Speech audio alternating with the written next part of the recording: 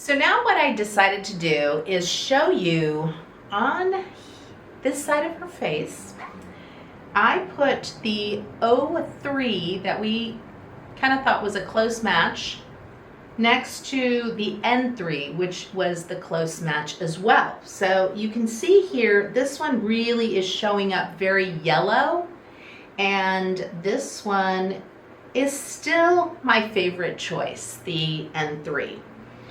However, I find that this N3 is a little bit too light and too pink. So what I did is I mixed, and again, if this was a perfect color, or maybe let's say you're at a department store and they're like, oh yeah, that's the closest shade, and they just are gonna sell it to you and blend it right in. But this is our pigment, so we have 6 different pigment shades, and I wanted to warm up her foundation. So what I did is I mixed a little bit of yellow into the foundation. I put just a little blurb right there so you can see that, and it's very intense. It's an intense pigment to match in there. So what I'm going to do is I am going to apply this all over her face with my little kabuki brush. And I put a little bit of our Glow Savior SPF 30, which I absolutely love.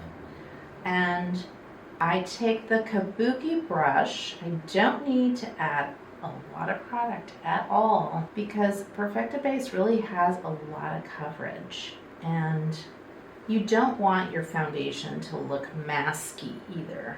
That's not what we're really going for. And then turn her a little bit right here, but I mean, I think that this color is really blending in beautifully with her skin. It will neutralize a little bit of the pinkiness that's in there because the foundation has a lot of pigment itself, and it is an oil-free too. So here you can see half of her face, and that looks really pretty.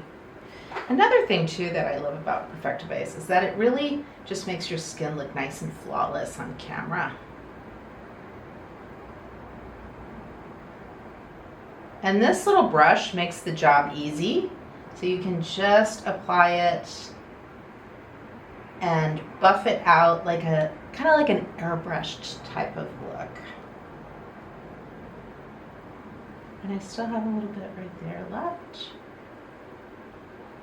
Again, I personally don't mind seeing freckles and, you know, little imperfections. She's got a little freckle right here. I don't want to cover that up entirely. I think that's just going to be a little bit too much. But hey, if that's your deal and you like that, then go for it. Next step, I'm just going to talk a little bit about concealers. So that I always like to do actually the foundation first and then the concealer next. So that's our next step.